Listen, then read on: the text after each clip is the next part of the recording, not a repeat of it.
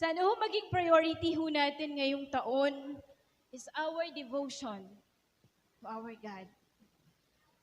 Every day, huwag ho tayong makalimot na magkaroon ho tayo ng oras sa Panginoon. Yung habit po natin na tayo ho ay laging nananalangin, lagi hong nagbabasa ng salita ho ng Diyos. Huwag ho nating makalimutan po yan.